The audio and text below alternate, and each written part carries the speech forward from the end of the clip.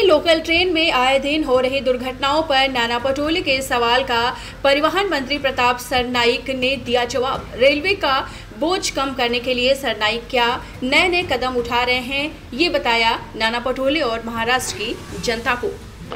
सन्माननीय ज्येष्ठ सदस्य नाना पटोले यांनी जो विषय संपूर्ण या ठिकाणी सांगितलेले ही वस्तुस्थिती नाकारता येत नाही। मी तुम्हाला जर आकडेवारी सांगितली तर मागील 3 वर्षात मुंबई लोकल प्रवासादरम्यान 7565 रेल्वे प्रवाशांचा मृत्यू झालेला आहे आणि 7293 रेल्वे प्रवासी जखमी झाल्याची नोंद आहे।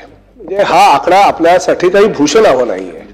ठीक आहे, रेल्वे खाते जरी आपल्याकडे नसेल, सेंट्रल गव्हर्नमेंटकडे असेल, तरी शेवटी केंद्र सरकार सुद्धा आपलं आहे आणि तुम्ही म्हणता ही वस्तुस्थिती आहे। आणि डबल इंजिनचं सरकार आणि डबल इंजिनचं सरकार ह्या प्रवाशांसाठी ज्या काही सुविधा करता येईल त्या सुविधा 100% देण्याचा प्रयत्न करते। त्या माध्यमातून मगाशीच मी तुम्हाला सांगितलं होतं की रेल्वेची संख्या वाढवून त्यामध्ये रेल्वे प्रवाशाला एसी जे तिकीट दिलं जातं त्याच एसीच्या ऐवजी साधं तिकीट ज्या प्रवाशाला दिलं आणि रेल्वेचे डबे जर बंद केले तर पडून मृत्यूमुखी पडणाऱ्यांचे प्रमाण गौण असेल किंवा किंबहुना नसेलच असं मला वाटतं। त्या माध्यमातून मुख्यमंत्री त्यावर सकारात्मक आहे आणि त्याचबरोबर शेवटी रेल्वेवर अवलंबून न राहता राज्य शासनाने सुद्धा वेगवेगळे पर्याय अवलंबलेले आणि आपल्याला म्हणजे आम्हाला अभिमानाने सांगायचं वाटतं की महायुतीच्या काळामध्ये प्रामुख्याने आमचे मुख्यमंत्री देवेंद्रजी असतानापासून मेट्रोची संकल्पना त्यांनी प्रत्यक्षात उतरवली आणि मेट्रो बरोबरच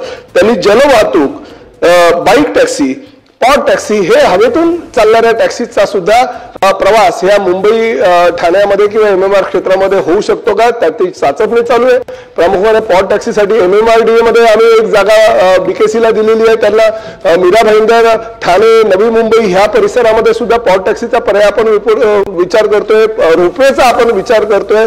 जलवाहतूक म्हणजे पहिली कालच एक जलवाहतूक आपण चालू करतोय गेटवे ऑफ इंडिया पासून। त्यामुळे हे सगळे पर्याय ह्या रेल्वेला समांतर आपण निर्माण करण्याचा राज्य शासन प्रयत्न करतोय। शेवटी त्याशिवाय पर्याय नाही, कारण प्रवाशांची संख्या दिवसेंदिवस घटणार नाही तर वाढणारच आहे आणि वाढत असताना इतर सगळे उपाय जे आखाती देशामध्ये असतात ते उपाययोजना आपल्याला त्याची निश्चितपणे राज्य शासनाच्या वतीने करण्यात येईल। परंतु शेवटी रेल्वे प्रवासी हा आपल्या दृष्टीने पढ़ते रहिए fight against criminal daily newspaper.